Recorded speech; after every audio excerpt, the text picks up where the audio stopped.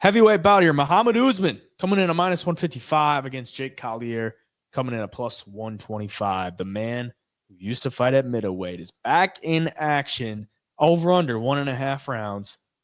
The over minus 225. The under plus 185. Mohammed Usman 4-1 in his last 5. Fought on the Ultimate Fighter.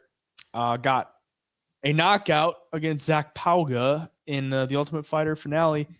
So he won the Ultimate Fighter, and then his first fight in the UFC is a win to Junior Tafa by decision, but it is probably one of the worst fights I've ever seen or ever watched. Wouldn't even call it a fight. It was a lay and pray. Jake Collier, he's in some exciting fights. I'm not going to lie. I mean, for a heavyweight, he's got some exciting moments, especially getting ground and pounded out by Chris Barnett. That was exciting. But 1-4 in his last 5. That one win to the one and only Chase Sherman by a round 1 rear naked choke. This is some greasy heavyweight spots. Who are you liking in this one? Oh man, this is just greasy. You know, Jake Collier, you look at his record, he's in the UFC, I think 13 or 14 fights. He's never won 2 fights in a row. He's on a 3-fight losing streak. He's losing to Andrei Arlovsky, Chris Barnett, Budai, and then Mohammed Usman, is on a little bit of a streak.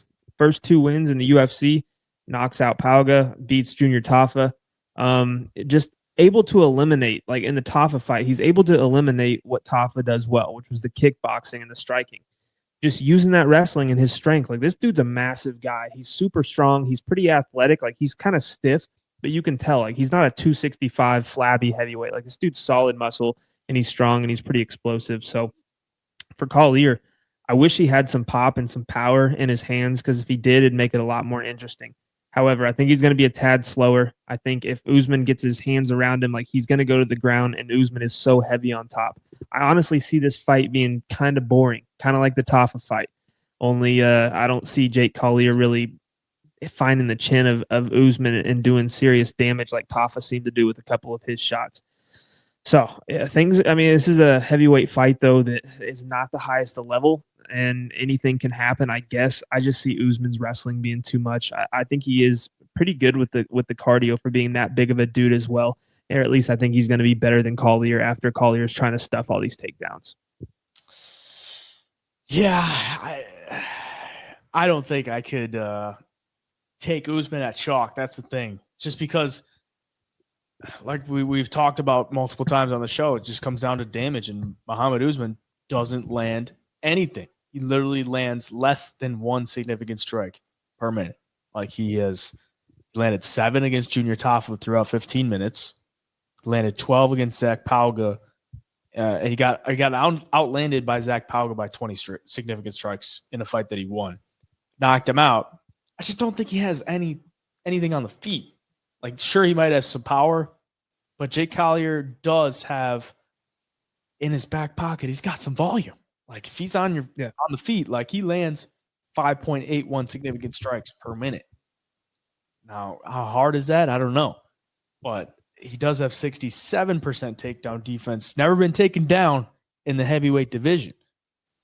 So, coming into this one, I'm like, I think it's dog or pass. To me, I don't think Mohammed Usman is like anything like his brother. You'll see the name. You'll see his last fight, see that he won. I don't think Junior Tafa has any get-up game whatsoever. He has a 15% takedown accuracy, Mohammed Usman. It's not like he's got great wrestling. He's just able to, if he gets you there, he's able to hold you there. I'm going to go with Jake Collier for this one.